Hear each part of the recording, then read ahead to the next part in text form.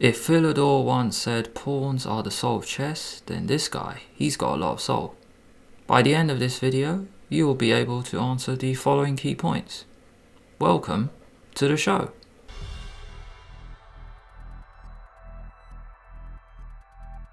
First up, a player intro. White is Emil Diemer and black is Thomas Heiling. There's no information on Heiling, but Diemer we'll see very soon.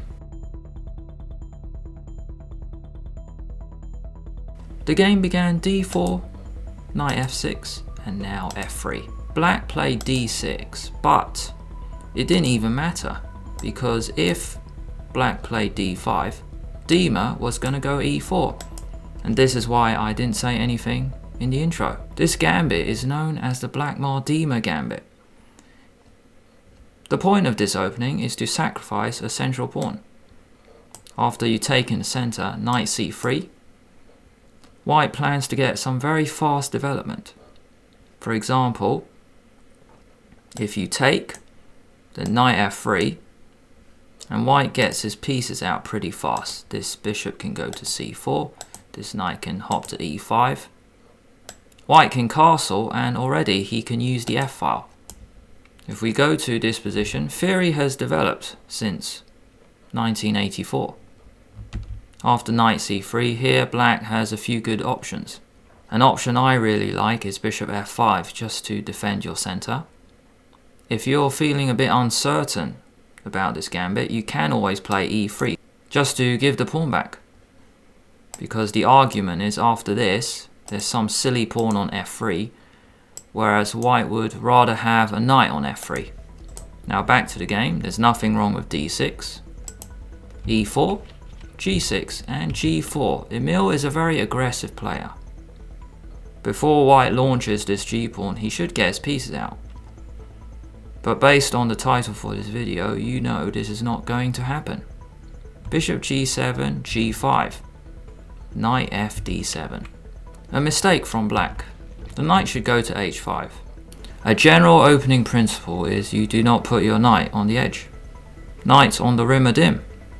But here the knight is very useful because it stops this h-pawn going forward, trying to get a quick kingside attack. Knight d7 played in the game. f4. c5 and now d5. We have this strange pawn structure in the center. This is known as the bathtub pawn structure. Now there may be a bathtub, but in this game someone is about to face a cold shower. With the move d5, white has gained space, but the bishop on g7 is alive. It's controlling so many dark squares. Black goes b5, a great move, using the fact there is no knight on c3 to take this pawn. Now first question might be, why not bishop takes b5? This is a blunder, because queen a5 check will win the bishop. If you go knight c3, defending the bishop, we can just take it off. Bishop takes c3 check, and then the bishop drops. Another option is to play knight c3, attacking the pawn. But black can go forward with b4, knight e2, a5 and knight g3.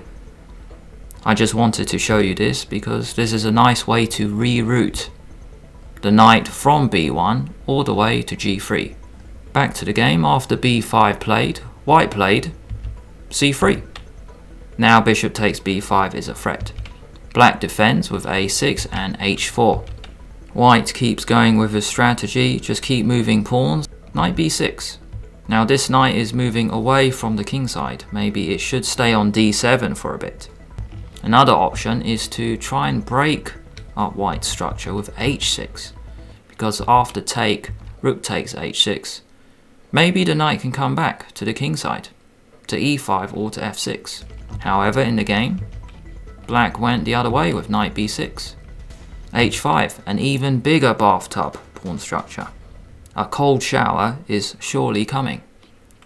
e6. h6 is a great move. It gains space and it forces the bishop back to f8. Now black will have to take time castling. a4. When I first saw this game, I was feeling a little bit sick. Because how can white be making all these pawn moves, and by move 12, his position looks good. After a4, black played e takes d5. But my first question was, why not knight takes a4? Because believe it or not, white has another pawn move. What else, man? What else? c4. If you go e takes d5, let's go b3. What a surprise, another pawn move. Attacking the knight, it has to go back, and now we can take.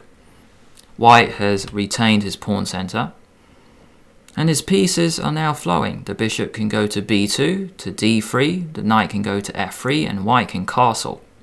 E takes d5 played in the game, and a5. Is this guy real? It is move 13. Please make a move with something else. a5 attacks the knight, he goes back, and e takes d5. A great move. And yet another pawn move. It stops the knight coming out, and it controls e6 as well. Bishop e7, getting ready to castle. c4 has the point of attacking this structure, but also the knight can come to c3. f6, trying to break up the kingside. And Diemer now plays c takes b5, a step in the wrong direction. A better option is just to keep your amazing pawn chain on the kingside. f4, g5, h6 are so strong. So let's just maintain it, because after take, white has a great position. g5 controls f6, h6 controls g7, the bishop can go to g2, white can castle. But in the game after f6, he took on b5. And black is in the game, f takes g5. And here, white played f5. It's move 17, yet another pawn move. G takes f5 played, perhaps a bit too greedy from black. Black's got his pieces out, and after that, you should castle, and it is possible here. And it is a great strategy to castle when the h file is blocked. Now I have a feeling black didn't castle because he's a bit worried, because after take, the pawn can move with check. But king h8, and this is a great middle game strategy. Black is using his opponent's own pawn as a shield. There are plenty of ways to block a check. The knight can go to e5, the bishop can come to f6. Black's king is very safe. However, in the game, he took the pawn. And this is the first non-pawn move in the game. So thanks for sticking around up until this point. 18, queen h5 check. King f8, knight f3, and rook g8. Because white only has a queen and a knight in the game. And after rook g8, this queen is not going anywhere anytime soon. Black can go knight f6, kicking it away. b6. It looks good to push the pawn, because then you've got a protected passed pawn here. Black now plays bishop b7, which is a step in the wrong direction. He should kick the queen away with knight f6, because after the queen moves to h2, the only good square for it, f4. The bishop will sit very well on f5, and this d5 pawn is overextended.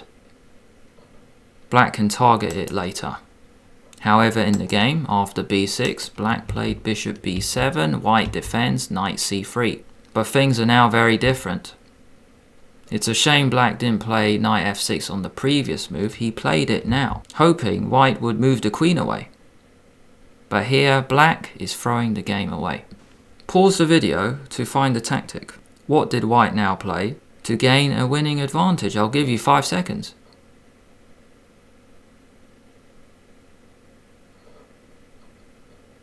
It's a shame the bishop is not on c8 anymore, and because of this, white can now play knight takes g5.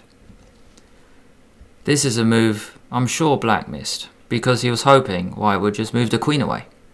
Now this move threatens checkmate, but black is attacking white's queen, so he takes it off. Knight e6 check, king e8, and knight takes queen, getting it back. Both knights are hanging, so black plays knight g3, attacking the rook. But white's knight is still alive, so he goes knight takes b7. Knight takes rook, and bishop f4.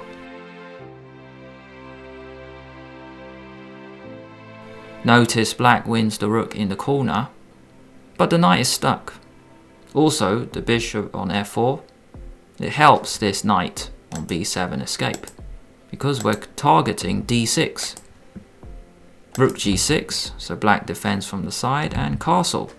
Now it gives black a chance to play knight f2, but rook e1, threatening knight d6 check or bishop d6, so the king goes to d7, and now white throws in another brilliant move with knight b5. If you don't deal with the knight, you can go to c7, attacking the rook. In the game, knight e4 played, but the first question must be, why not take the knight? Because bishop takes b5 check and black is in trouble. All the red arrows show all the squares the black king cannot go to. So you can only go to c8, but then this drops the bishop. Rook takes e7, threatening rook c7 checkmate, and there's no good way to stop it. So after knight b5, black did not take it, but he played knight e4, blocking the rook on the e file, because this rook is no longer attacking the bishop. But this allows white another amazing sacrifice with rook takes e4. Incredible. Just incredible. In the game, black played rook g1, but the first question must be, why not taking the rook? Because it allows the other bishop to enter the game. Bishop h3 check once again. All the red arrows show all the squares the king can't go to. It can only go to e8. But then knight c7 check, and after king f8, knight takes rook. So back to the game, after rook takes e4, black played rook g1, because then it stops the bishop moving to h3 because it's pinned to the king. So white plays a calm retreating move, rook e1. Let's just sort it out. Rook takes bishop. Why? Because after take, he takes the knight on b5. But black is still in big trouble because of this. These two pieces do not exist, whereas all of white's pieces are doing a great job. White continues with rook g1. Entry squares to g7 to g8, planning to pick up the h-pawn. King c8, trying something, because this knight, it might have the chance to come to d7. It's got to get into the game soon. Knight takes d6 check. Take, take, knight d7. You can't play rook takes a5 because the knight will drop. Rook g8 check. The king can go to b7 or d7. It doesn't matter, you can take the knight. So back to the game. After bishop d6, knight d7 played. Rook g8 check, king b7, but no need to swap off rooks because your rook is much better. Let's just keep it with rook g7. Pinning the knight to the king. Black goes back with king c8 and then h7 drops. White is completely winning. Rook takes a5 and white finishes off in a precise way. Let's just win the knight. Let's deflect the king so then it doesn't protect the knight. b7 check. So take, rook takes d7 check, the king goes back, and white doesn't even move the rook, he just goes h7. Rook check doesn't help, king c2, and he takes the rook. You can stop white getting a queen with rook h1, but you just go rook g7, which is a nice move, because the king is on the back, you're going to go check and then get a queen. However, in the game, after king c2, king takes d7, you get a queen, take the bishop, queen d8 check, king e5, d6. And in this position, black resigned. White's just going to get another queen. I hope you learned a lot from the key points. 17 pawn moves were made in a row. Use your opponent's pawn as a shield to your own king. The star tactical moves in this game were knight b5 and rook takes e4. Thanks for watching all the way until the end. My name is William. If you enjoyed this show, then like the video and subscribe to the channel at the same time. Don't forget to hit that bell to get notified each time I release a new video.